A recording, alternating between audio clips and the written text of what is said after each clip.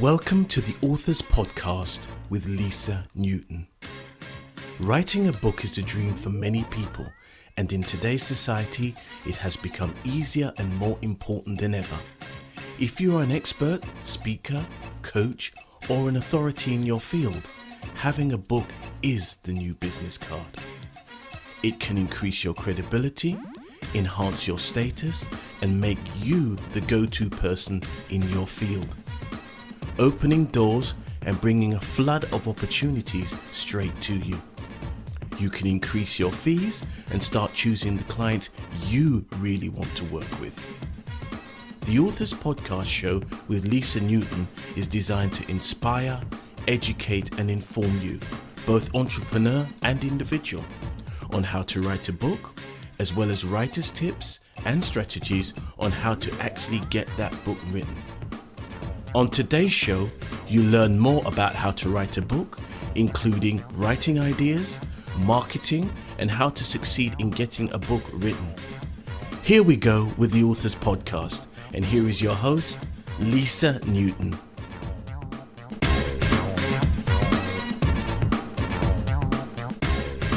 Welcome to another episode of the Authors Podcast.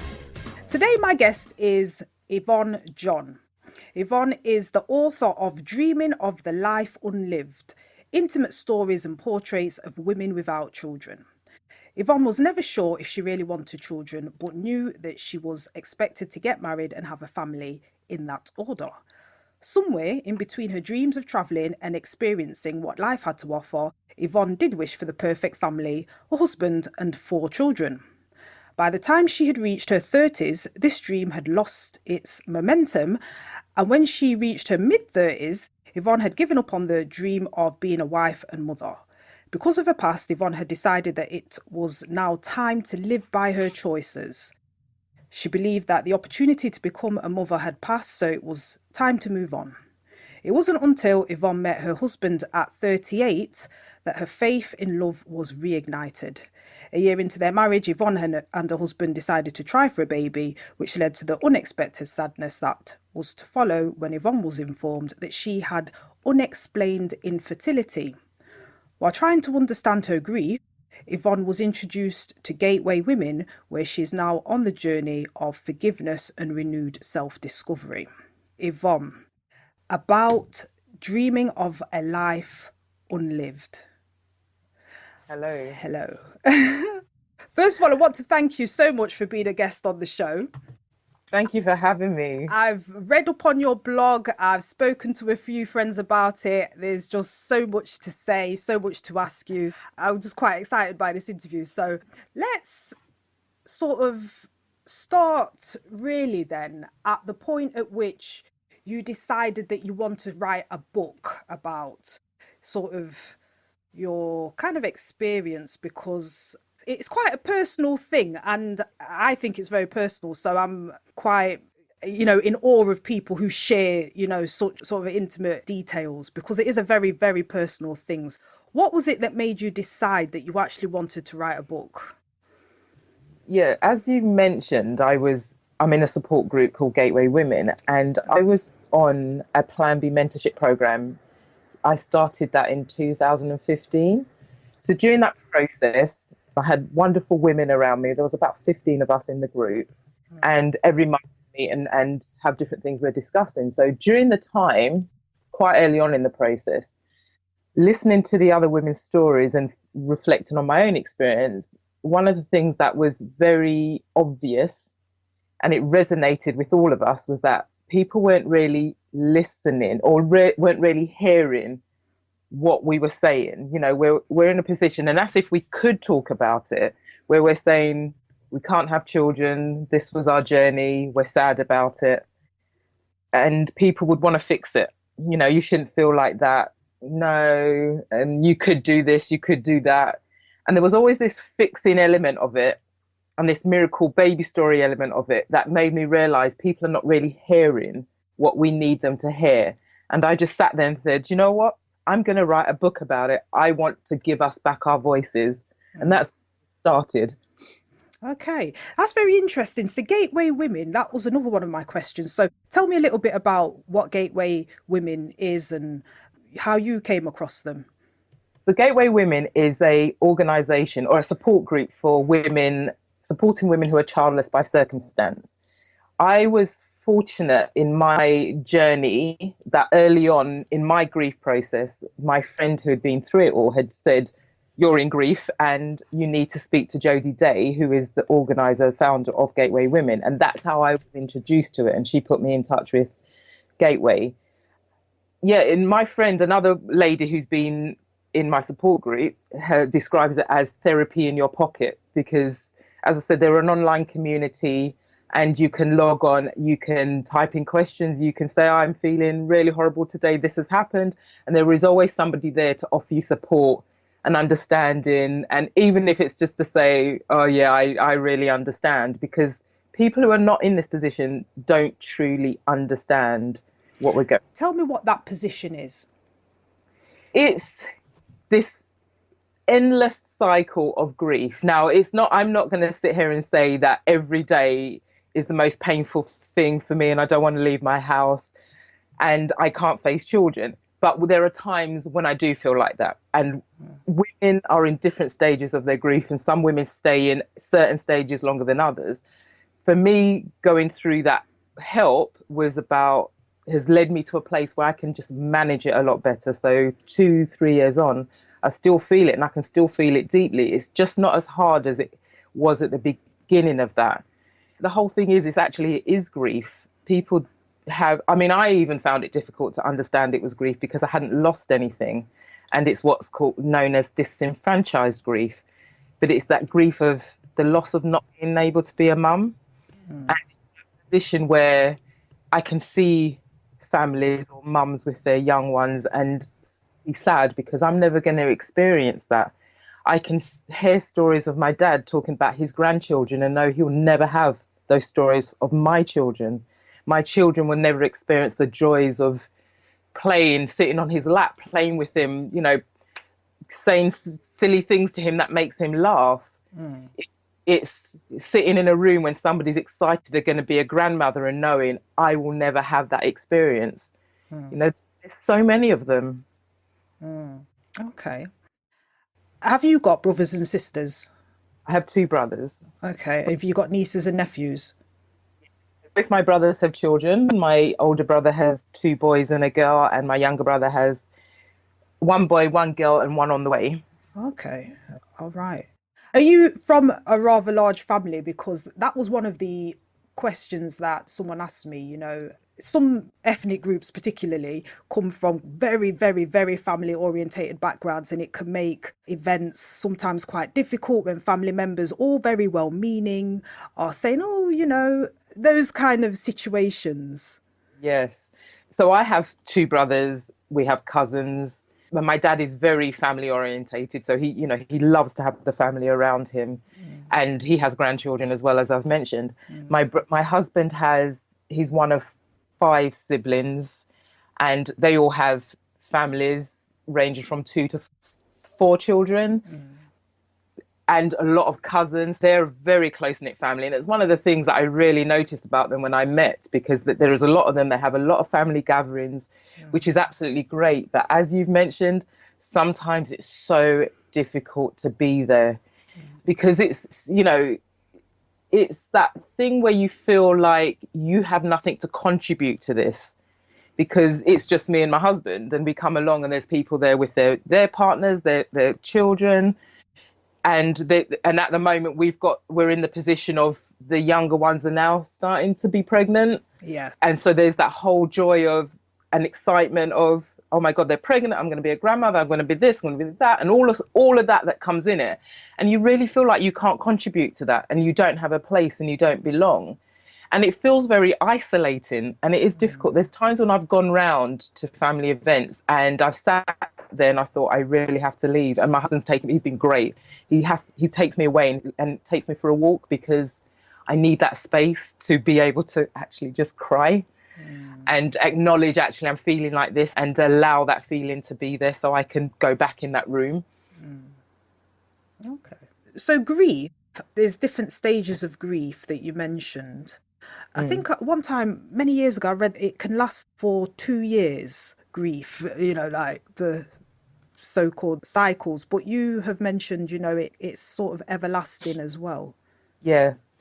One of the things that I think society has led us to believe is that grief is a linear process and there are 5 stages. And for the life of me, I cannot remember all 5 stages. No, neither But can I. you I start think at one end, yes. you start at one end and you get to the other. So you go 1, 2, 3, 4, 5, and I'm done. And that process could be a week, whatever, a month, a year, 2 years, but there is an end point to it. Right. A friend of mine described grief as a cycle, as a sphere, sorry. And what I realized is actually I'm that spool in the middle of it. And if you can imagine that sphere going around, at some points it's further away and some points it's closer. And that's, for me, that's what grief is. So it's always there. It just hits me at different points. So some points it's not as bad because it's further away. And I'm like, there's nothing here today. And some points it's like, oh, this is really tough today. And that's why I don't think you ever leave it. I just think you're at different places. Some experiences will touch you a lot deeper than others. Some you'll feel like, oh, there was nothing today. Maybe I am over it. And then another day you think, oh no, it's not great today. I don't want to actually face it. And I think I just really believe it's that. And I think when we allow ourselves to understand, actually, it's always there, we just put in mechanisms to help us deal with it a lot better. We prepare ourselves a lot better and we just manage it a lot better. But it's about accepting it and allowing it and not trying to put it away and push it down in this, I shouldn't be like this. It should have been over by now. I should be able, I should have moved through it or be past it by now, because I just don't believe that's what the case is. I think if I recall back, and this was many years ago, it's sadness, fear, anger, and then eventually acceptance. I think that is the last stage. Yeah. As they say in whatever that model is. It's interesting that you, as you say, disenfranchised grief, this sort of experience is being labelled as that. I hadn't heard of that one before, so that's very interesting. You were listening to the Authors Podcast with me, your host, Lisa Newton. You can email me, lisa@lisanewton.co.uk. And remember, we have the Inner Circle, which is for writers just like you, and you can join us at writeabook.net.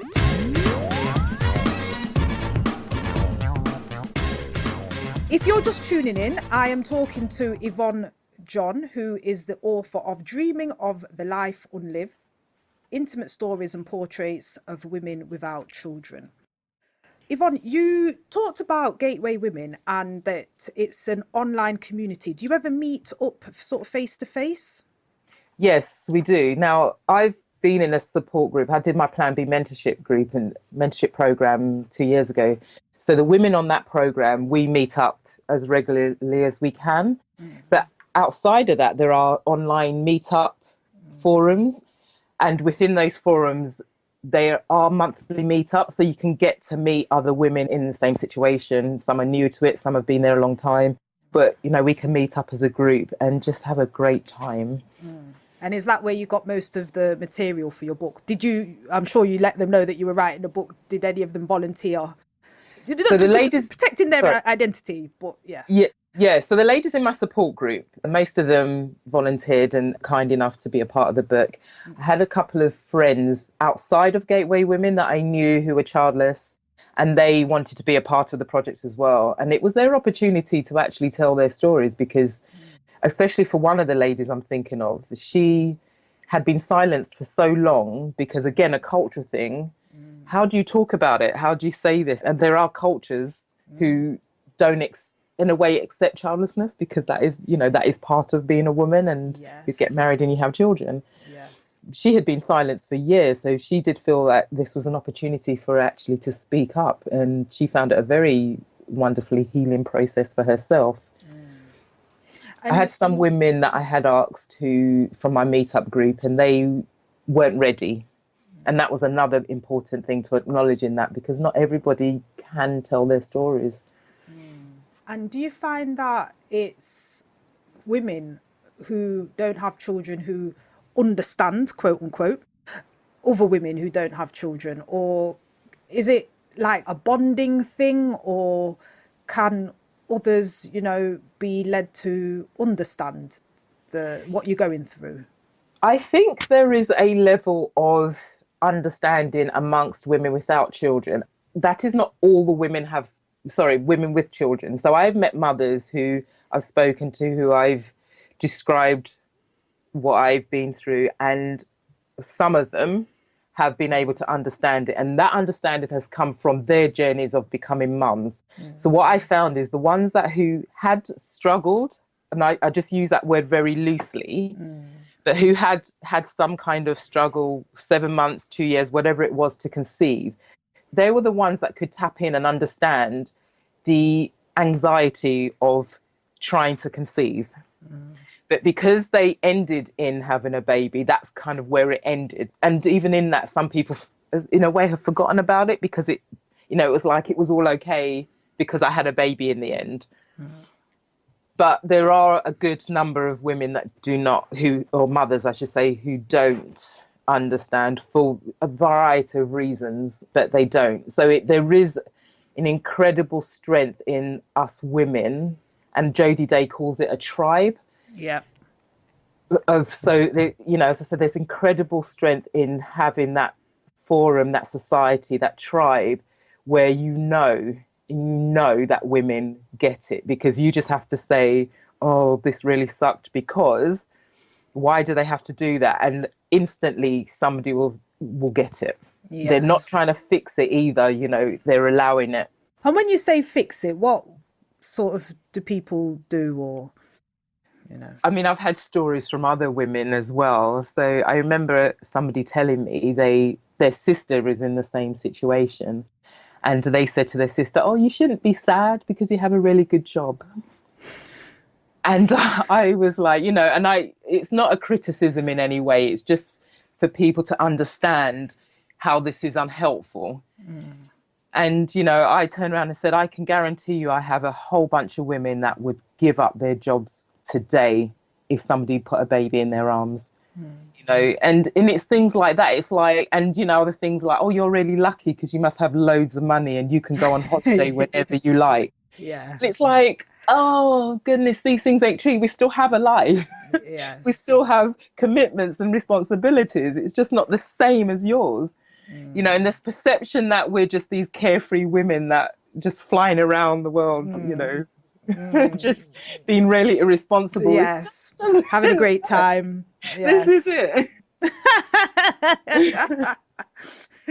it. Well, my favorite one at the moment, and I'd heard people mention this, and now I'm getting a lot of it, is that, you must be a career woman. And it's like, I did not put my career, even though I don't consider myself as being a career woman, over having a family. I'm sure there are women out that did put it off for whatever reasons. And you know what? That is actually okay. We all made choices in our life, but it's almost like those choices are being thrown back at us when people go, oh, you're just one of those career women, aren't you? And I was like, oh, no, I just actually tried to make a life for myself so that I could be happy and comfortable and whatever, I wanted to be in that. Exactly. Yeah. No, it's very interesting. You've just brought up so many things. I've just got so many things going through my mind that I'm just trying to, not fire off in too many directions here. Yes. But let's talk about society. I want to talk about society because there's so much I can say. One of the statistics that you quoted to me, it said that statistics show that 1 in 5 women in the UK have turned 45 without having children. Yes. I don't know what the statistic used to be, let's say, a generation or two ago, but why might that be, or why do you think that is, or do you have a theory on that, or What? Right. I don't have a theory on it because I haven't really got into it and thought about it in that way. However, actually, sorry, that's actually me assuming that number has increased. I don't know if that has always remained the same, actually. So 1 in 5 women, that's 20%. I don't know if that's fluctuated, or I'm assuming it's gone up. Well, what I'm going to do is read an extract. So Jodie Day has a book called Living the Life Unexpected. And Okay. in her book, she has these statistics, and I've got my statistics from her research. Now, what she's mentioned, I'm trying to find the bits I want. What she's mentioned is the last time the rate of childlessness was high in the population was for women born around 1900s. Research has shown that this was due to two factors: large number of women who remained unmarried due to the loss of so many men in the First World War, Yes. and the effect of the Great Depression of the 1930s on both fertility and finances. Rather shockingly, these women were known as surplus women. Wow. She goes on to say, UK and Ireland. According to the UK Office for National Statistics, 20% of women were born between 1961 and 66 and remain without children, dropping slightly to 19% for those born in 1967. The most recent completed childbearing data available for those born in 1968 drops again to 18%. However, this is still double the 11% of their mother's generation. From speaking to many childless women born in the 70s, I think it's quite likely that this may grow to 25% of women because of the combined impact of social infertility, being unable to find a suitable partner, along with delaying or not feeling able to have children for financial reasons due to the global economic downturn since 2008. The data available so far shows that up to 47% of women born in the 70s were childless at the age of 30, compared to up to 28% of their mother's generation, which may be one such early sign. Ireland's rate of childlessness is similarly 18% for those born in 1965. Right. So the statistic to watch out for, I suppose, is women born in the 70s, Yes. who at the moment, by 2008, by the time they got to 30, 47% of them, almost half, Yeah. still hadn't had any children at that point. That's right, yeah. Wow. Very, very interesting. And you see, interesting with society, you use the word surplus women, and there's all these words for women who haven't got children, barren Yeah. women, and Yes. there's a few others that I'm not even going to throw out there because it's all very, very, very negative. I think it's very interesting because a friend I was talking to today, she was saying, and she's from an African culture, it's that, it's in her experience, it's extremely, looked down upon if you don't have children. And one of the things that you mentioned in blurb was like how people are childless by circumstance. I think we can talk about circumstances now because I think that's an interesting choice of word because some people are childless by choice and people really talk about that. They think that can never be the case. Yes. It's an interesting one because I have met women who are childless by choice that have had very negative experiences from it. And it's as you said, it's like, how do you mean you're choosing not to have children? Exactly. And I think the instant thing is what you don't like them, and it's not about that at all. And they've even been called selfish, which I find quite.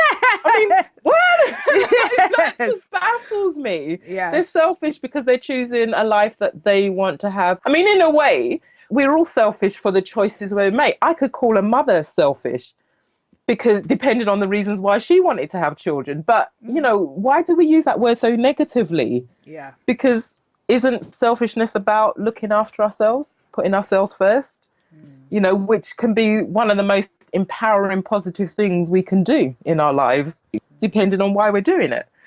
It is very interesting that people see it that way. But, I just don't understand why people have to be so negative about the whole thing. And we were supposed to be mums, so there's something wrong with you because you're not. Right. And this level of judgment that exists, it's there. Do you think it comes more from women or do you think it comes more from men, or is it older women, or is it younger women, or is it everyone? What do you think? It's probably all of the above. I mean, I've noticed it probably because I've spoken to women more than men, but I do notice it a lot from women, and we can put ourselves down for some very strange reason. Maybe there's a lot of competition around us for various reasons. I have found it from women, and I found it very hard because, I mean, it's even I've questioned myself about why do I want to be a mum? And I realized that we don't actually do that as a society. We don't question, why do we want this? Why do we want that? It is expected to happen. And we've had those messages from the time we were children. So I think because we're doing that as a society, then you get to this place where you can't actually understand and accept that there are women that don't have children for whatever reason, for the many circumstances that it can come about. And therefore we find, people have found it hard to place us because, our place is to do this, this and this. And once you break that norm, what do we do with you? Right. And that's the interesting word, surplus women, because I suppose that's how the government looked upon a lot of women in the, say, maybe post Second World War, First and Second World War in the UK, that didn't have children for various reasons, surplus women. And I think even, years ago, let's say in the 1600s or so, if you was a woman and you didn't have any kids, they'd call you a witch, chase you out of the village and take all your property and your assets and everything you had. Yeah. It's not looking good, is it? But it isn't. For men, do you think that they have the same sort of stigma? There is something. It's interesting because I think it's easier for men, for people not to know if a man has a child or not. Yeah. Because men don't talk about it and bond in the same way women do. Mothers, because mothers bond, and they're, it's either you see it because they've got a pram, or, there's something visible, or they will talk about it within 5 minutes of opening up a conversation with you. Yes. So it's very obvious. Men don't talk like that. I've been around men and I've known men for a while, or a certain person for a while, and still wonder, do they have children? Because I haven't, they do not talk about it in the same way women do. And I think something interesting my husband said to me recently was, we were due to go to the Caribbean on holiday. And he said, people are going to ask him what's wrong with him because he doesn't have children, And I was talking to a female friend about it, and she was like, yeah, it's that whole thing, what's wrong with you? You can't be a man because you didn't conceive. And, it really brought a different thought process. And I just didn't kind of appreciate all of that until my husband had said it. That I think once a man does come out and say he doesn't have children, then instantly people are going to start to have that judgment. I think their places are very different in society anyway. But as I said, I realised actually there is that impact when they come out and say it. There's going to be that definitely, that there is that stigmatism around it, because men are supposed to, especially in the Caribbean culture, men are supposed to be sowing their seeds. I know from myself in my 20s, I remember in my 20s and 30s, it was about how many children. It didn't matter how many women, but it was about how many children you were having, and you were a man, you were a stud because you had loads of them. Yes, it's a culture. It plays a big role, really, because I think maybe in Western society, being in the UK, being in Europe, where the average family sizes, I think it used to be 2.4 kids, because I remember that TV show, and I think now it's something like 1.9, and I think in Italy or in France it's just dropped below 1, so it's like 0.9. So I suppose in some cultures it's not as prevalent, if you like, or I don't know what the word is, but it's not as bad, if you like, than in others. Yeah. But to those people out there then, who come up to you or say to someone, because like you say, women talk a lot, and it's as soon as they open their mouth, have you got any kids then? You say no. What next? You move the conversation along, because sometimes people can be quite rude by saying, oh, well, why not? Oh, why? Or, and sometimes I think they're not being malicious or deliberate. Yeah. It just falls out their mouth. I think it can be quite insensitive, really. It can be. And I think it comes down to not knowing what to do with us. So therefore they don't know what to say, because all of a sudden you've lost your place in this whole conversation. It's like, And I do remember an Asian friend of mine saying, she was with her friend who has children. A friend of that friend had come along, bounced along, "Ah," and it was like, "So how many children do you have?" And my friend said none, and she looked at her and walked away. And it was like, oh my God, I couldn't believe that had happened. And she was utterly hurt by that experience, which is understandable. Of course. And, what do you do? And, I think I would have thrown a rock at the woman's head. I'm still human. I've experienced the whole. So it's interesting because there are different levels and elements of this, and it does depend on who they are to you. Like, did you just meet, or is this someone who's known you for a while and has just realized your situation? So different things happen. I've had the best things that have happened are, "Oh, that sounds really tough." And, even though they didn't know what else to say, it was okay because you know what, you've acknowledged that this is a difficult situation, and it probably was just as difficult for them because they didn't know what else to do with it. But the harder to handle ones are the really personal. So Yes. What's happened? So what about adoption then? Have you not thought of that? You can do that these days. There's IVF, because I live in a bubble and I've never heard of these things.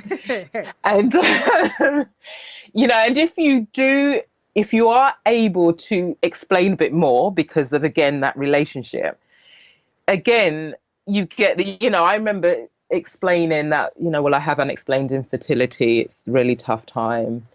And someone went, well, I know someone who got told that and they have 3 children now. Oh, again, I live in a bubble. I've never heard that before. And I've known women to be told they will never have children and have 2. We all know a story, but the point is, I don't need to hear that right now because it just is a difficult thing. And this is who I am. It's, again, I think it becomes, I don't know what to do with you. I don't know what to say. So I'm going to tell you something that's super helpful and you can go away and do it. And you're actually better.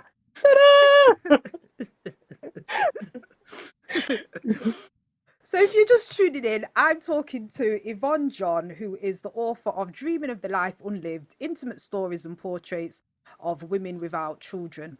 It's a collection of stories of women who are childless by circumstances and who are coming to terms with their grief and moving towards finding fulfilling lives without children. Are there any stories that particularly leap out at you that you want to share, for example? I'm just flicking through my book now. Well, my story is called Finding My Voice. That's the first one I'm going to mention. And I chose that title because it was about finding my voice. One of the things about being on the Plan B mentorship program was, Plan A didn't work. So here, let's find our Plan Bs. And we did a lot of things around trying to discover what that Plan B was. As I said, the whole thing about my book was not having a voice. It's like we lost our voice. And that resonates with the whole losing our place in society bit. So finding my voice was about, or is about, dealing with my past, dealing with the hurts, dealing with the shame, and I use that in inverted commas, and healing from all of that and being able to speak again. Because one of the things I realized, and I'm sure there's a lot of women out there, and I have spoken to women who have said this to me as well, is that the decisions we made, and this is where I changed the word shame to the decisions and mistakes to decisions, was that the decisions we made in our past became this shame and these are known as mistakes that led us to believe that we didn't deserve to be mums and this is why we're here today. And actually, you know what, it isn't, because there are mothers who made those same decisions who have children. So it was about going back and forgiving myself for all of that then allowed me to write this book and tell my story, because that was in itself scary. So that actually, when I did that, I took ownership and it became the most powerful thing that I could have ever have done. And now nobody can say anything to me now because I've said all those things to myself and probably even worse. But because I've forgiven myself, I can stand strong within that. And it's given me the power and the strength to take it forward. So that finding my voice was just such a powerful thing for me to be able to have done in all of this process. Breaking the silence was another story, again, it was about an Italian lady who, was so bound in. She had so much around her childlessness and the stories that led her to being where she is today. With the whole childlessness thing, that there is a sadness around it, but people don't realize we have gone through so much to be able to stand and say, I don't have children, and guess what, I have a great life now. And breaking the silence for her was that it was, you know what, I'm not going to stand here and let people put me down anymore and judge me. It was about, this is what happened to me, this is how I felt about it, and I'm now standing strong within that. Yes. Excellent. You were listening to the Authors Podcast with Lisa Newton. Please do subscribe to, like and share this channel. So you have a Facebook page, www.facebook.com/dreaming of a life unlived. Yep. There is a blog post, and that's at //bit.ly/finding my plan B. And those of you who are out there excited, want to buy the book, it's at bit.ly/a life unlived. And the author is Yvonne John. Yvonne, so when you had this idea for the book, did people, come rushing forward, or did you have to coax them into it? It was a little bit of both. There wasn't the rushing, but mainly because it's like I get myself in these situations. I have these bright ideas. I'm like, yeah, I'm going to do this. And then all of a sudden I'm like, oh my God, I don't know how I'm going to do this. What have I just done? I had this process of figuring out, how am I going to do this in the first place?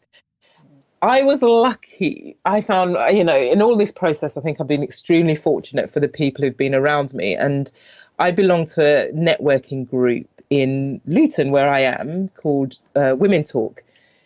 And the Helen Tucker, who runs Women Talk, heard my story, heard I was going to do this book, and she just said, you know what, it's important and I'm going to help you do it. So she coached me through this process, and it really helped me to consolidate my thoughts and plan and know what I was doing. So when I was able to do that, I then approached the women and said, this is what I need from you. And then they more readily came on board. So they were very excited at the beginning, because they were like, yeah, and they already said they would help me. But once I was able to formulate that plan and know what I wanted from them, then we worked at getting to that end point. So that was actually great. And even putting on a workshop to get them together to work out their stories and what they wanted to tell and how they were going to put it on paper. Oh, so right. It was a brilliant project. It was great. It was absolutely great. And it was something they all found very useful. And all of them has said, all of us have said it's been a very therapeutic process to do it. Yes. For those that took part then, did they write their stories, or did you interview them, or how did you extract what you needed from them? It was a bit of both. So I started with questions I wanted to ask and I interviewed them. And then it moved into them writing their stories. And that's where the workshop came in. So they wrote their stories and then I worked with them to develop those stories. So we did it together. So bounced back and forth, and I worked on it, helped to grow it. I nearly said improve, but it was about growing it, because their stories are great in itself. So we grew it and we worked on it together, and then I brought on an editor as well, who then helped to tidy up the stories and make them book worthy. Okay. How long would you say the process took? So from the time you had the idea to working on it and then having the finished book in your hand, roughly how long did that whole process take? It took around 6 to 9 months. Okay. And I've met people who said that's incredibly quick. It purely took, I say, that long because I had a coach. So she was really helping me. And because I had that guidance and timelines and deadlines and all of those, it really helped me to work on it and get things done in a more timely fashion. And, again, also keep with the women and working with them. So, yeah, it was great. And I was barely sleeping. Every lunch break at work, I was in the library writing. I was writing. Right. You kept a full-time job alongside doing this? Yes, I did. Now, that's excellent, because these are the things I like to share on the Authors Podcast, because people will come up with all sorts of excuses as to why they don't have time to do some things. How did you find the time? I made the time. I think because, I mean, I don't want to say because it was important. I do want to say this, but I don't want to make it sound like, because it was important to me, I did it.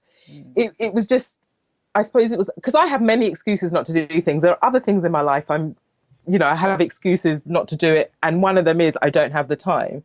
But with this project, I think because of how I was feeling, and I was so eager for this to get out. And also I had loads of people going, when's the book coming out? So it was like, yes. Oh my God, I have to do this now. Yes. And then, as I said, the other people there, the women were like, everyone was so excited about it that actually that drove me as well. So, there was a combination of different things. It is about stepping out of your comfort zone. I heard this yesterday, going into that place where, you know what, I want to do it and it needs to get done. So I'm going to find that time to do it. So there's other things I had to put a pin in, put a hold on, say no to, because right now this is really important and I really need and want this to happen. So that's why I made it happen in that way. Yeah. Did you read, you said like you really wanted to do this.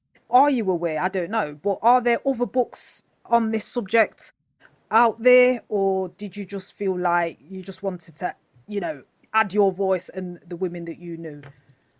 Both. There are other books out there. Lisa Mansfield's I'm Taking My Eggs Back Home was a great book that I read before. I love it. I thought, and the title in itself, and I found that, yes. If you go on the Gateway Women website, you will find loads of resources as well. All but right. When I heard that title, I'm taking my eggs and going home, I thought, I've got to read this. And Lisa Mansfield also has a blog as well.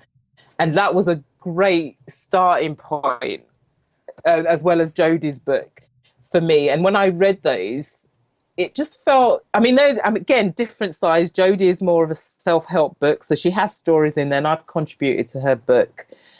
And she has stories and she gives you guidance and kind of like a workshop in your hand to work through things.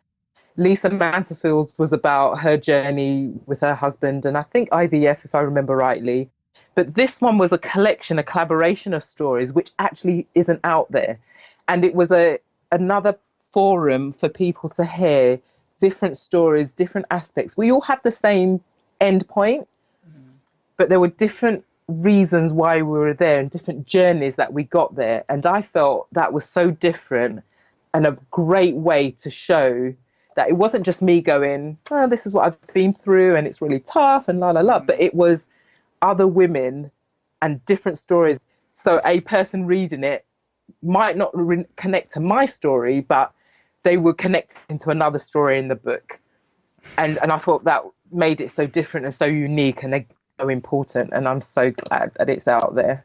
Yes, this is the thing, because sometimes people think, oh, well, there's already a book on that subject, you don't need another one. But no two books are the same, and I think every author has a unique thing that they can bring to the table, and people need to read these things, share the story, get the message out there, because I think a lot of people live in a bubble and don't understand. I think it's interesting you say, society doesn't know what to do with women who haven't got kids. They haven't got a box for them, and it can be quite, I want to say the word frightening, but when I've spoken to one guy who's very much into statistics, and he was saying, you've got to look at the statistics, like the birth rate for males and females, and whenever there's a very high birth rate of men to women, that society has a fear of women. You've got to ask yourself sort of, why do they, not quite hate women, but almost sort of do, sort of put them down so much. So if you're a woman who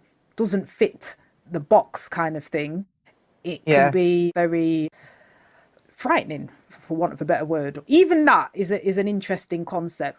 Why do people feel so threatened, if you like, by the concept? That's really an interesting point. And as you were saying that, it just reminded me that I think all my life, I'm sure, maybe from the day I was born, that I've never fit the mold. So, I remember my 20s and 30s, and it's interesting you reflecting back on what that gentleman has said, because as a woman, as a young teenager, a young woman, getting into my 30s up until now, I don't believe anyone has been able to know what to do with me, because I've always wanted to break the mold. And that's purely because a man has told me that I need to be a certain way, or I shouldn't be this way, or, I'm not going to accept you because of whatever. So, yeah, I've always, I became this very rebellious person, and I thought, well, no, why do I have to fit into that mold to still be successful, or still be this, or still be that? Exactly. So I always wanted to show that you didn't need to do that. And I think my book probably is part of that rebellious streak in me, is that I'm not a mum, but it doesn't mean I'm not important. It doesn't mean I don't fit. It doesn't mean I don't have a place. I still have that, and I still have a voice, and what I have to say is still important. Yes. You were listening to the Authors Podcast with me, your host, Lisa Newton. You can email me, lisa@lisanewton.co.uk. And remember, we have the Inner Circle, which is for writers just like you, and you can join us at writerbook.net.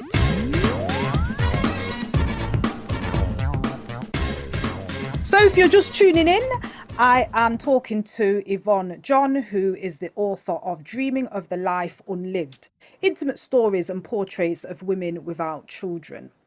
Yvonne, how did you come up with the name of the book, Dreaming of the Life Unlived? That was a very wonderfully interesting process. What I had done is I had done some brainstorming with my Plan B group. And, I put it out there, and I was like, it was a difficult thing, finding a title for your book.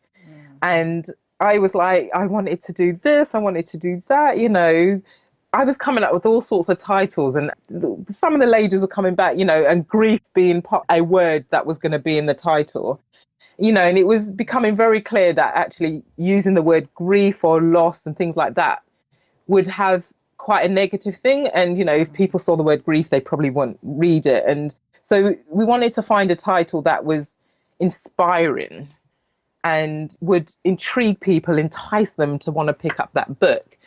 And through all of that, and Jodie was a very important part in all of this, Jodie came up with things for me, and then I played around with words and did some researching. Finding My Voice was one of the titles I really wanted to have. But then there's a lot of books called Finding My Voice, and a lot of them are to do with singing. So I thought, well, that's not really going to work.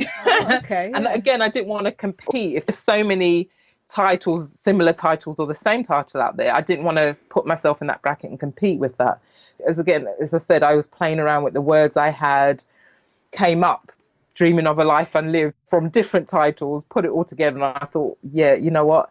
That is it. That's, just saw it on paper, and I went, that is it. That's what I wanted. Excellent. You mentioned having a book coach, Helen Tucker. Yeah. How did you find your book coach? So I'm going to talk to you about the process, because sometimes this is what stops people. And you mentioned having an editor.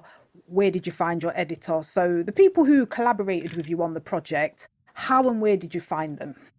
I found Helen through my women's networking group, and she has an organisation called IODT in Luton. That's where it all started when it came with the coaching. She does career coaching, personal coaching. So she said, I'm going to help you. And that's how I suppose we knew each other as friends in that respect. And she came on board as my coach. And I think that's a very important part of this, because you mentioned about people finding excuses. I can't do this, I'm scared and whatever. And finding a coach is a really great place to start, because that can help you. And I had done some coaching with Jodie as well. I also did some counselling, because working through the pain of my past was important as well, because if I hadn't done that, I wouldn't have been able to write the book. And even if I did have a book, it wouldn't be the full story that it needed to be, because I would have left out some really important aspects of it. And at the time knew actually I didn't want to do that, because it wouldn't have felt true. And I wanted to tell the truth as much as I could. If there's an element of fear, find a coach to help you work through that fear. And your book coach and your personal coach might be two different people because of their specialisms. And that's fine. And you might need to do one independent of the other. That's all fine. It's just about reaching out and finding it. And you can Google it. You can, there are networking groups around. try and tap into them. It might take a while to find someone that fits with you, because that's the other important part. It's a relationship. But, that's what I did. Search around, ask questions, and, hook up with someone, because that is a really great part of that journey. Right. Do you think that I think coaching is very important, and I think just being held accountable, regardless of whether that person is where they're a book coach, quote unquote, or not. I just think being held accountable is an important step, just because it will make you keep your deadlines, make you keep your word, and when you've got to answer to someone other than yourself. That really helped me, because left to myself, we wouldn't even be having this conversation. So yes, it's really good to have one, and they everything you said, they do hold you to account, help you to stick to those deadlines. Right. This is your first book that you've written. Yes, Dreaming of the Life Unlived. Any plans in the pipeline for writing another book? I'm thinking about it. I haven't done anything, so I probably need a coach now to work through this. But yeah, I am thinking about it. I would actually like to do a next chapter. Okay. It's something I'm going to think about more seriously next year, and then make some decisions as to whether to go forward. But I think, the way I feel about it is that it would be really nice for people to hear, where are we now? Because talking to the women myself, and they've read their stories, and I did a book party, first year anniversary book party recently, and we had a Q&A, and some of the women from the book were on the panel. And watching the video back, they turned around and said they're amazed at how far they have come. And sometimes you don't realise, because you're in a thing, and, your beginning and your ends all kind of mesh into one, and you don't see it for yourself. But when you can step back and look at it, you realise, oh my God, I've really come so far. And watching their journeys and seeing that has been so great. And I've been so glad that I've been able to witness that. So it'd be nice for people to see that, because the other thing to this is women who are at the beginning of their journeys don't see that end point. Their tunnel is really dark at the moment, and they can't see the light. So to hear our stories, to hear that this is where we are now, to hear that there's still more to happen, is actually an important part. And I think people would love to hear that second chapter of our lives. Yes. It reminds me a little bit of Oprah when you said that. She's got, I think it's called The Next Chapter now, because that's looking forward. It's got a nice sort of feel to that. One question I wanted to ask was in regards to the ladies featured. What were their rough age ranges? So we've aged from 39 to 60. Okay. And most of us were in our 40s, various stages in our 40s. Right. Would you say that with you in your own experience, one or two times you've touched on your past? So can you elaborate what you mean by dealing with the past?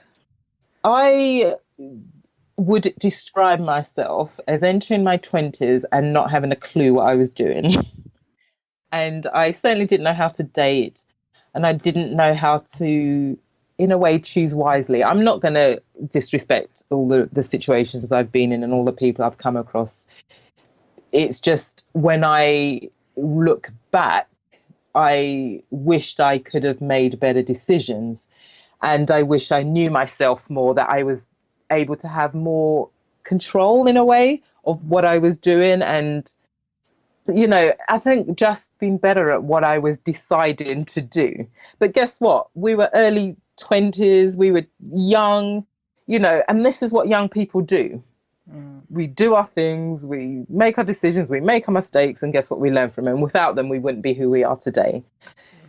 Through that, I had 2 terminations, which was probably the biggest shame. Now I'm using that inverted commas, because I don't use those words anymore. But that was the biggest shame that I could have ever brought on myself and my family. And I was going to hide it away, put it in a box, and never think about it again. So I went through my 30s in a way hiding from that. I even went to church and did the charismatic movement experience. Within that, your sins are washed away and God has forgiven you. So I immersed myself in that, truly believing that, guess what, the past is the past and all of this is okay. I'm a new person.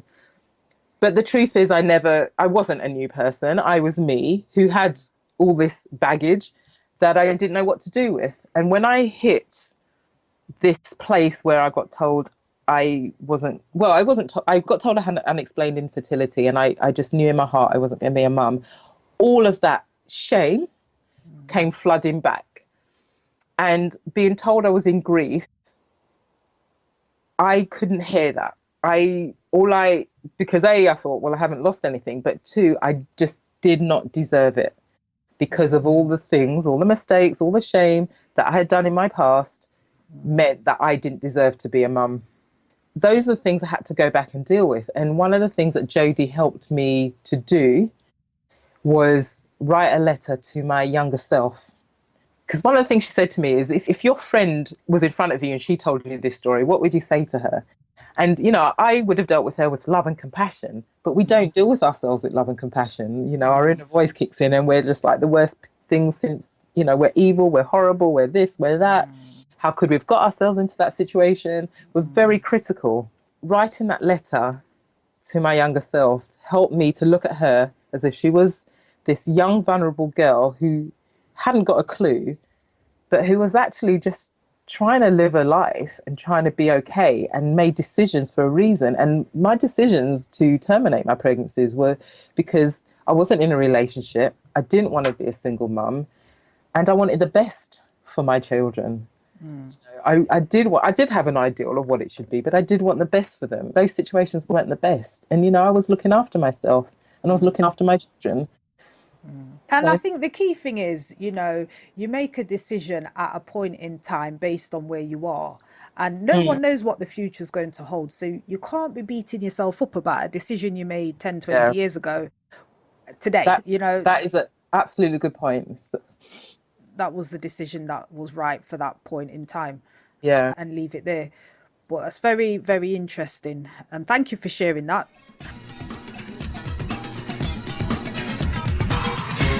You were listening to the Authors Podcast with me, your host, Lisa Newton. You can email me, lisa@lisanewton.co.uk. And remember, we have the Inner Circle, which is for writers just like you. And you can join us at writeabook.net. So if you're tuning in, this fascinating book, you've got to get hold of it, Dreaming of the Life Unlived, written by Yvonne John, and it's a collection of stories of women who are childless by circumstance, coming to terms with their grief and moving towards finding fulfilling lives without children. Even sort of like the tagline there, Yvonne, I think, finding fulfilling lives without children, I think it's only this idea in my mind, back to the society thing, it's like women need to find fulfilling lives without children. Men can do that anyway. Yeah, absolutely. It's always women that need to, be doing something else. And I think it's fascinating. Tell me why, if you're like, say if I'm a friend of someone, family member, what do you want to say to people like that who are well-meaning and, basically, in my opinion, personally, I just think just being nosy, I wish they'd just mind their own business. But, what would you like to say to no one in particular, just, but, for people out there listening to this that might think, oh, I've got a friend who ain't got any kids. And I'm always asking, what do you want to say to someone like that? Oh, so many things. Yeah. Right. So I think, again, it does depend on the relationship you have, because if it's not something, but even if the person is your daughter, do they have a right? Because that's a very close relationship. Can a mum, have a go at their daughter, or is it? I think the whole thing is about dealing with compassion, because, one thing we don't want to feel like is we're being criticised and judged. And finding compassion can be a difficult thing. I can really understand, because it depends how you put the question across and how it's received. So this is where the relationship comes to play, because certain people can say things to me and I take it in a different way to if I hear it from somebody else, because of, well, who are you to talk to me like that? I don't know you that well. Yes. So, I think we've got to remember that there's that element of it. But putting that aside for a minute, it is about dealing with compassion. And you have to judge how the other person's responding to you to know how far you can take this. So, you know, have you got children? No, you know, oh, you know, why is that? What, you know, is there a reason for that? Have you chosen that? You know, or is that just a circumstance? It's just starting gently. And as I said, seeing how that person's responding to you, because some people don't want to talk about it. And if you see that, then, you know, oh, it looks like that's really tough for you. Don't worry if you don't want to talk about it. I understand. You don't need to tell me anything more. When you're ready, I'm here to listen, you know. And sometimes having this book, one of the things people have relayed back to me is actually they can go, why didn't you read this book? And other women, I've had women not in that same place saying, I don't know what to say to my friend, you know, oh, I'm going to get that book to give it to her because I can see she's really sad. She's really sad about it. She doesn't want to talk. I can see you're really sad about it. I've heard there's a book out there. Would you like me to get it for you? Or here, you know, I bought this book for you. You know, have a read and, you know, see what you think. When you're ready, I'm happy to talk to you a bit more about it. For me, there isn't that one thing. It really is about being open and compassionate and just judging the situation and realizing actually that person might not be ready and therefore you can't probe it. Or if they are ready to talk about more, let them talk and don't offer them anything. You know, to offer them the gift of silence and care. Yes. You know, you don't have to fix it. You don't have to tell them the miracle baby stories. You don't have to ask them about adoption and IVF and show them that there is you know, you can still have a baby no matter what. Yes, like Janet Jackson at 50. Oh, lovely. I saw you hear a lot of that. Oh my God. My favorite one of my, I've got so many. One of my gems was, you know what? You don't need to be sad because look, you can still have a baby. Look at Janet Jackson. Yeah. I was like, thank you. No, but thank you. It was like, oh my God, I'm allowed to be sad and I'm just expressing that sadness because you know what, I am sad about it, but it doesn't mean that I'm going to go to the nth degree and do whatever it takes and be poor and have no house anymore because I've remortgaged it to the hills to have a baby. Because guess what? We are allowed to make choices in this. Great for the people who made the choice to try it and they were successful. Great for the people who have decided not to make the choice and find a different path for themselves, because we're all allowed to do that. Absolutely. You were listening to the Authors Podcast with Lisa Newton. Please do subscribe to, like and share this channel. So if you're tuning in, I am talking to Yvonne John, who is the author of Dreaming of the Life Unlived, Intimate Stories and Portraits of Women Without Children. Just a final question then. Well, I've got so many, but I know that this interview, I have to do a part 2 at this rate, but this interview's going on. But just to ask you then regarding, yeah. Sorry, I lost you there. What was that? Right. Just to ask you then, has it affected your marriage and the emotional roller coaster of trying to conceive? Because that was one of the points that was brought up previously with a friend of mine. I think that's one of the things I realized people didn't appreciate on my journey. And without being there, I don't think I would have really thought about it or appreciated it myself. We tried for 3 years to conceive. Now, I was 40 at the time we decided to try, and I'm 46 now. So for the first 3 years of our marriage, first 4 years of our marriage, we tried to have a baby. And at the beginning, it was great because we had lots of sex. You know, and for a man, you know, I think that's probably their ultimate goal. Anyway, that's what I believe. Sorry, men, I'm not trying to offend you. But, you know, I'm thinking, yeah, this is going to be great. He's going to love it. You know, sex on tap. Brilliant. And then, you know, after a year, it was like, this is strange, because given that, you know, I conceived the first time before on both occasions, and actually it was probably the one and only time anyway, it didn't make sense to me that a year of trying with someone I loved and someone who I really wanted to have a child with, it wasn't happening. Year 2, it became very tough. For me, the whole every month being hoped for, and then shortly after that hope being dashed away because your body's saying, no, not this time, didn't make sense. That was difficult to handle. And also having doubts about, are we compatible? What's going on? I don't get this. And then my husband turning around at some point in this whole journey, being really angry at me and, saying to me, you're just treating me like a piece of meat. That was really tough. When I heard that, I just stopped. It was really tough because sex and all that it can be beautiful about it became just this regimental, scheduled event. I would do the ovulation test, knew I was ovulating. Come on, let's get on with it.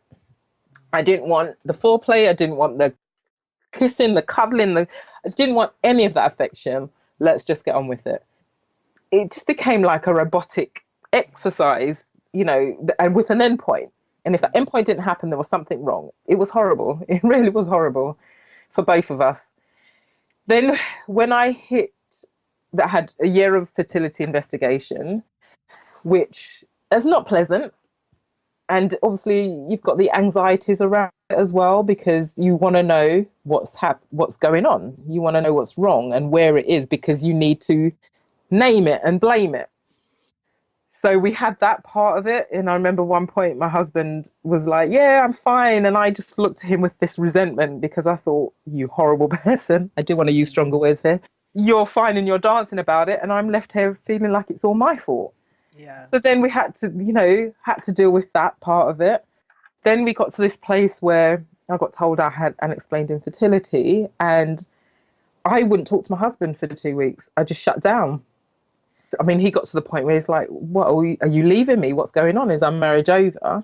And I couldn't explain to him what was going on because I couldn't articulate it. But one of the things that I remember that was so strong for me was that I looked at him with so much resentment that I just didn't want to be around him. And I resented him. And in my head, he didn't want this child as much as I did. So why would he care that I'm not going to be able to conceive? Why would it matter to him? Why? And I just put that all on him. And, it really did have a strain on us. We couldn't talk to each other. I found it very difficult to be around him. It's not that I wanted to divorce. I didn't want to leave him, but I just didn't want to be around him. And I was so sad. And it was a sadness that I didn't see in him. Which I couldn't understand again. It's like, why aren't you sad about this? And, men show things in different ways. And grief comes out at different stages as well. But, I was attacking him a lot in different ways. And I punished him a lot in different ways. Finding gateway women was a lifesaver, because it helped me save my sanity. Because one of the things you do is you think that you're going mad. And I certainly felt like all my thoughts were bad and horrible and evil, and I'm going mad and I'm horrible for thinking this and la, la, la, la, la, all sorts of things. So to realize that actually this was all normal, whatever you think, and I'll say that to any woman in this situation who, whatever you're thinking, it's normal. To know that and to hear that and to understand that and accept that was amazing, because then you can work through it, you can deal with it, you don't feel so alien in all of this anymore. But then it also created another divide with my husband, because now I was talking to them instead of him, because I had a safe place to talk. And some of my conversations were about him and our relationship that I needed to understand and work on, that I couldn't talk to him about. But then he saw this divide, and that became another problem, because all of a sudden in his mind, I didn't need him anymore. When actually going home to him and getting a hug was amazing. It was, some of the women who were single in my group, I could feel for them because they didn't have that place. And I had that, and it was great to know he was there. But again, we had to work on now repairing all of this damage that was happening in all the years. And we had to find a way to talk to each other again. It's almost like we had to discover who we are, because all of a sudden, we entered a marriage being childless, but we entered it with, an agreement that actually we might not have children, but it would be okay. Then all of a sudden I changed the parameters by wanting a child, which my husband was like, what?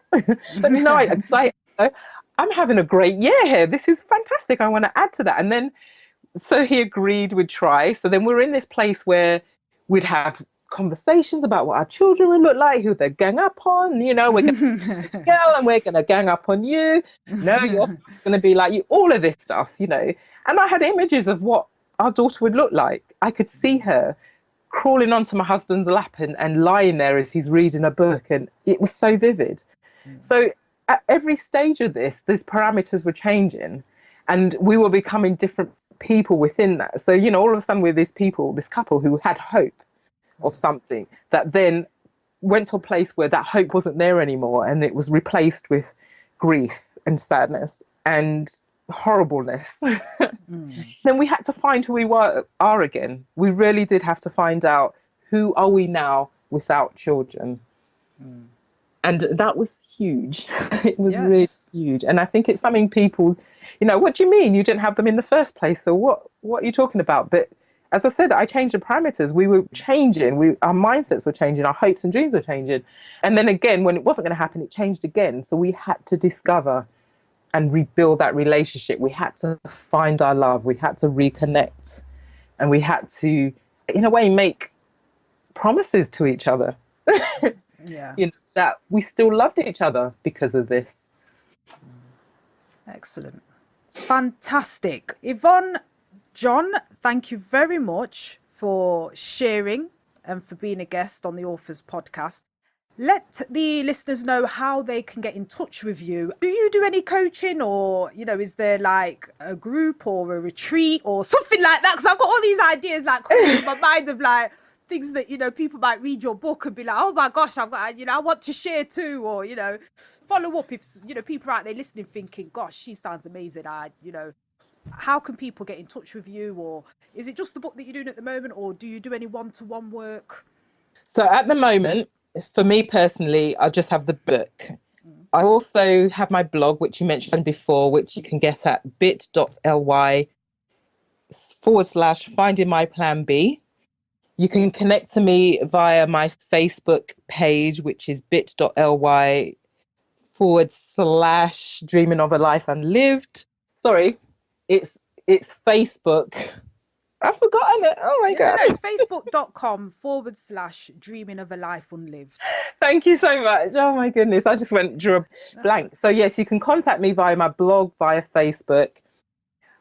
You can go onto the Gateway Women website because there are a lot of resources there, and they do a lot of different workshops. Reignite weekends as well, which is a weekend again for women who are childless by circumstances that can come together. It's a facilitated group and work through the stages of those different stages and work through their grief.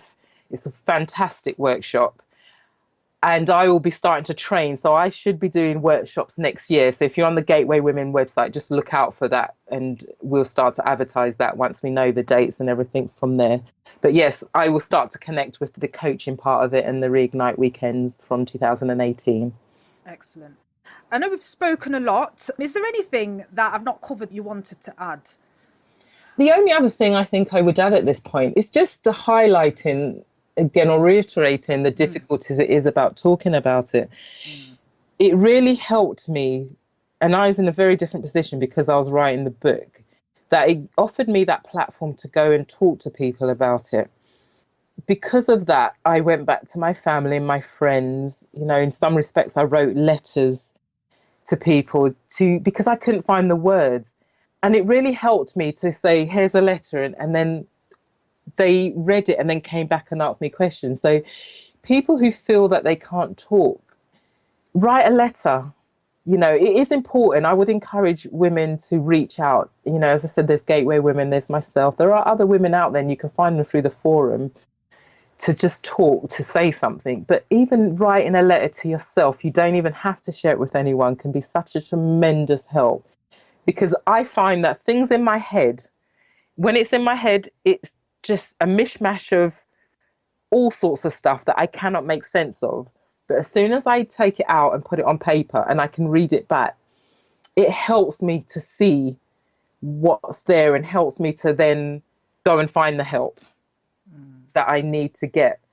And I think that's very important. You know, it's horrible being on your own and feeling like you're silenced and feeling like you don't belong and no one gets it, even in the workplace. And I've had a number of experiences in the workplace where I don't feel as important as the mothers for various reasons. And that's another tricky part of this.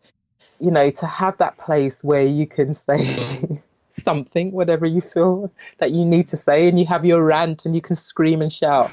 It's such a vital thing, you know. Things like staying late. Oh, you can stay late. You haven't got kids to pick up, or half term. Oh, you can do it because. You know what? Somebody relayed back to me that in a meeting, they were told that all the mothers with children could have time off during half term because it was important, and anyone else who doesn't have children won't get it. Wow. And I've heard similar, you know, it's important they get the time because they have the children and children are our future and they're the important ones. And I'm like, whoa, hang on a minute. And the thing is, I'm in a place where I can actually say something, even though I still have to control what I'm saying. But there are a lot of women out there that would just walk away and cry. And actually, I was in a restaurant with some friends and, you know, different context, but the same kind of thing was behind it. And the waiter, I mean, he was just being friendly. Again, I know a lot of this comes out of innocence because people don't really think. And the reason why I'm here saying this, my book's important, and I'm encouraging people to say things is because again, as I said, we've lost our voice. So it's about regaining that. And when we were in this restaurant, this waiter was very friendly, bouncing, trying to engage in conversation. And he's asked us at the time, this was a while ago, if we'd seen the film Boss Baby. Boss Baby. Yeah, I read this on your blog. Yeah, carry on. It's very good point you made. Yeah. So now two of the ladies were like, yeah, you know, and I actually asked him, why would it be important that we have children to watch that film? He said, oh, because if you're a mum, you'd be able to relate to it. And I was like, what? Now, I hadn't seen the film, but I knew what it was about. And I was like, whoa, wait a minute. And I turned around and I said, look, I'm going to say this to you as gently as I can. But I found that comment very offensive. And I know a lot of women that would run out of this restaurant crying after hearing what you've just said.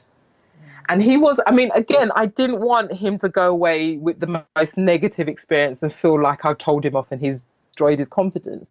But what I wanted to relay is actually just because So there was three of you sitting there. And he came up to you and asked, are any of you mothers? That's right. And then said, have you seen the film Boss Baby? Yeah. You'd really get it if you were a mum. Mm-hmm. That's it. Yeah. And I was offended. And I know women that would have, and at a different time, I would have been the same. I would have left them being crushed, absolutely crushed. And, you know, I just thought, well, actually, you don't have to be a mother to have understood this. I said to him, I have nieces and nephews. I'm a godmother. I have friends with children. I do kind of have some understanding of what that parent-child relationship is. And actually, the film isn't about that dynamic anyway. And it was I've seen it since. It's very entertaining. I was on the floor laughing at some points. It was brilliant. But, you know, and it also leads women to feel like, childless women, to feel like they have to defend their position. I'm not a mum, but I've got loads of godchildren. I've got loads of nieces and nephews. No, but I'm, you know, and I was like, why does that have to be the case? You know, we don't have to defend ourselves. This is what we are and this is what we're about. And we still matter. That's right. Excellent. You were listening to the Authors Podcast with me, your host, Lisa Newton. You can email me, lisa@lisanewton.co.uk. And remember, we have the Inner Circle, which is for writers just like you. And you can join us at writerbook.net. I've been talking to Yvonne John. The book is Dreaming of the Life Unlived, Intimate Stories and Portraits of Women Without Children. It's available from the website /bit.ly/a life unlived. Yep, that's the Amazon link. That's the Amazon links. Or if you go straight to Amazon, type in Yvonne John, Dreaming of the Life Unlived, the book will pop up. Yep. If you want to connect with Yvonne, you can go to www.facebook.com/dreaming of a life unlived. We've mentioned Gateway Women. It's another useful resource. Do check them out. And a couple of other books by Jodie Day, Living the Life Expected, and another of your favourite books, I'm Taking My Eggs. Is it in Going Home? I'm Taking My Eggs and Going Home, yes. And Jodie's book is Living the Life Unexpected. Unexpected, Living the Life Unexpected. Some reading for those of you out there that are interested in this topic. I think it's fascinating. It's one of those kind of taboo subjects that I'm sure if this statistic is going to increase, which says that 1 in 5 women in the UK have turned 45 without having children, will be more and more sort of prevalent and out there. And we're all going to know someone. Oh, actually, there was one thing that I wanted to just say, which was, if you remember, 2017, it was when there was the election in the UK with the Prime Minister. Trying to think, it was the UK Tory Prime Minister, Theresa May, and there was the other lady. I don't know if it was another Tory lady or another one. It was. They were running for Prime Minister. The candidates for the Prime Minister, yeah. Yes. And one of them said to the other, to Theresa May, I can't remember who the other woman was, but, you know, I thought it was very interesting the way the media handled it, which was, I thought, was to slap her down straight away, quite frankly, which she came up and said, oh, I'd make the better candidate because I've got children. And even Theresa May at one point, you know, got asked the question, oh, so you and your husband, you don't have children. And, you know, she went into that. Whereas when we've had a previous Prime Minister in the UK, a man, I think it was Ted Heath, who didn't have any children, it wasn't even part of the topic. It was just like, and so what? So I thought that was very interesting, the way, you know, this woman attacked Theresa May like that. But I felt that the media defended Theresa May quite well and was just like, well, you know, what has that got to do with anything and her ability to be able to be the Prime Minister of the UK? Absolutely. It was an interesting time. And I think a lot of childless women out there were horrified by the comment, but absolutely ecstatic about the fact that how it was handled. Yes. And the fact that actually there was that, you know, what's this got to do with it element of the whole the situation. And it does, you know, it goes back to no one asks men these questions. I mean, I remember Jodie saying there are so many childless women out there, but where are the childless men? Because people don't attribute it all in the same way. You know, it was great that I was glad she was shut. I can't remember her name and I'm trying to look it up at the moment. Oh, well, let's not even mention her, but yeah. Yeah, but yeah, no, she got shut down quite quickly. I was almost surprised. Well, I was surprised. I was very surprised. I just thought, you know, in the year 2017 and people are still coming up with that, you know. Yeah, it didn't surprise me at all, I suppose, because of the work I've been doing. Yes. It just highlighted, it actually brought it to the forefront what a lot of us women are going through on a day-to-day basis anyway, especially at work, you know, and it just brought it, as I said, it just brought it to the forefront and it became a huge thing because it was in the media, in the public eye. It did resonate with a lot of women. There was a lot of outcry with it because, actually, it was a crappy thing to say. It really was. Yes. And we are seeing this every day. I see it a lot. You know, I've seen it a lot, and I've struggled to know what to do with it. And there are policies out there that don't support childless women. So, you know, there is a big divide. But I think books like yours will bring attention and highlight to have more compassion and sensitivity around the subject area, because everyone's circumstances are different. Sometimes it's a lifestyle choice and sometimes it's sort of a choice made for people upon them.